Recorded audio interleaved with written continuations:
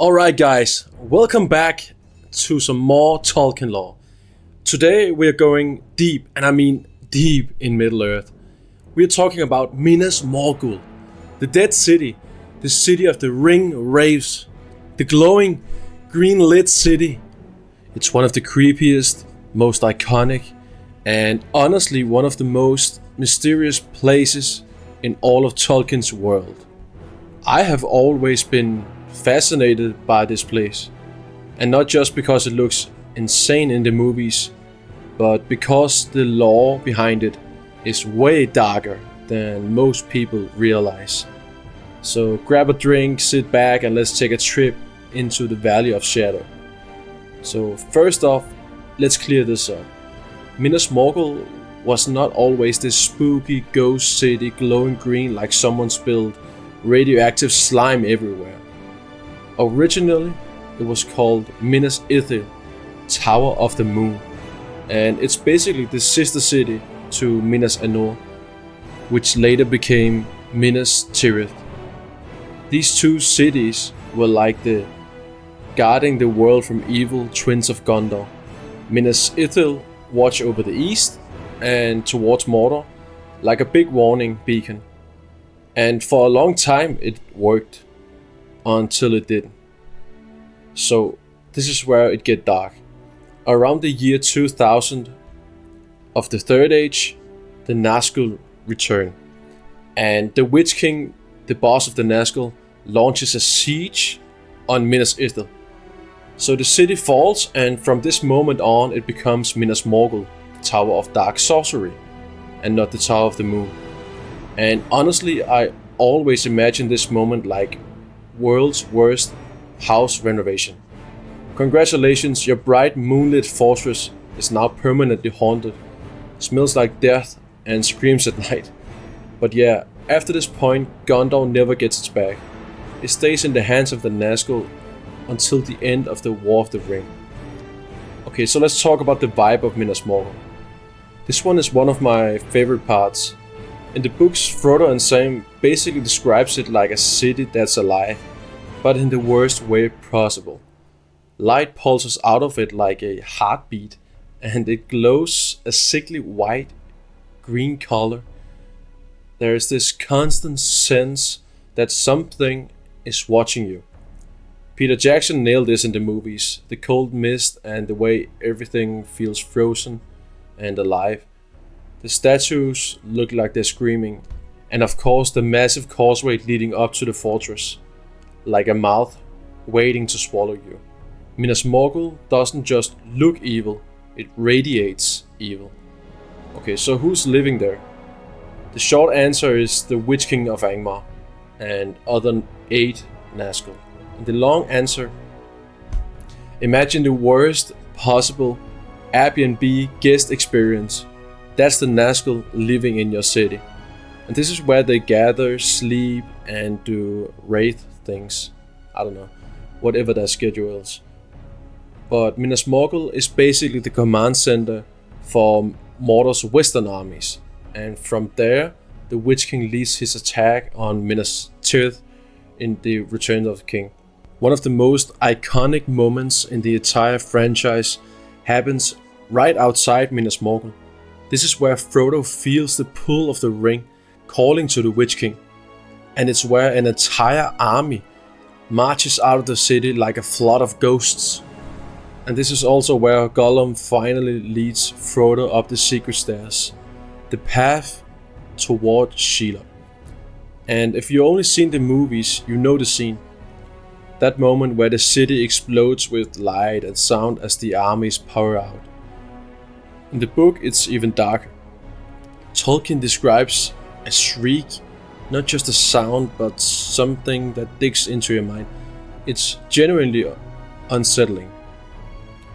Okay, Minas Morgul is basically a perfect reflection of what happens when something good becomes corrupted. It still has its original structure, the white marble, the tall towers, the elegance, but everything is twisted, almost like the building itself is rotting from the inside out. There's actually this cool detail Tolkien mentions. The stream next to the city literally turns poisonous. Like the city is so evil, even the river gets sick. Imagine living there. Okay, so why is it a big deal? Because it's representing something Tolkien uses all the time. Corruption of the good. This was once a beautiful, proud city, a symbol of hope and protection, and Sauron flips it to the opposite of that, a symbol of fear. It shows that evil doesn't always create new things. Sometimes it twists what already exists. After the Roar of the Ring, the city is actually abandoned, and no one uses it. King Elessar, or Aragorn, orders it to be destroyed completely. They erase it from the map. And that's probably a good idea. And that's basically Minas Morgul, one of the creepiest, fascinating places in Middle-earth. I absolutely love diving into locations like this, because Tolkien always hides so much of his story behind them. Minas Morgul is also the site of one of the weirdest and most tragic mysteries in Gondor's history. And that brings us to Eärnur, the last king of Gondor before Aragorn. Okay, so Eärnur, he was a warrior king. And during the Battle of the Forest up in the north, Eärnur actually fought the Witch King. He charged at him with everything he had. And the Witch King literally made his horse panic and run away. And that humiliation stuck with Eärnur for years. And fast forward to the Witch King is now Minas Morgul. And what does he do? He sends a letter, an invitation to Eärnur to a 1v1 single combat in Minas Morgul. But Gondor's steward at the time, Mardil, told Eärnur not to go, and he stopped him. But some years later, the Witch King sends another challenge, and this time Eärnur goes to Minas Morgul with a small company of knights, and they are never seen again. Not a single body, not a survivor, not a rumor, nothing. It's like Minas Morgul swallowed them. And that's the moment Gondor loses its last king. From then on, the stewards rule the kingdom until Aragorn returns, almost 1,000 years later. So yeah, Minas Morgul didn't just corrupt cities, it ate kings. And since we're talking about Eärnur, let's talk more about the Witch King himself, because he's one of the most powerful villains in the entire Lord of the Rings universe. We know him as the leader of the Nazgul, the bad guy who rides a fell beast, screams and stabs Frodo and Weathertop. Tolkien never gives us his real name, which makes him scarier. Just like Sauron, he lost everything that made him human. Name, identity, history. All of it consumed by the ring. What we do know is he was a great king, and Sauron gave him one of the 9 rings. The ring corrupted him and turned him into a wraith. He became Sauron's most powerful servant, and he's a general, sorcerer, and a terror weapon combined. We don't really know what happened to Eärnur inside Minas Morgul, but Tolkien gives us enough clues to imagine it.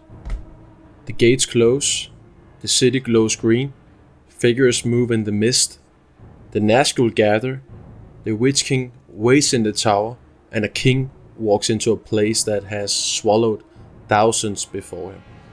There's something haunting about the idea that Eärnur wanted revenge so badly, he walked right into the heart of evil and vanished. His death marks the end of a bloodline that began with Elendil.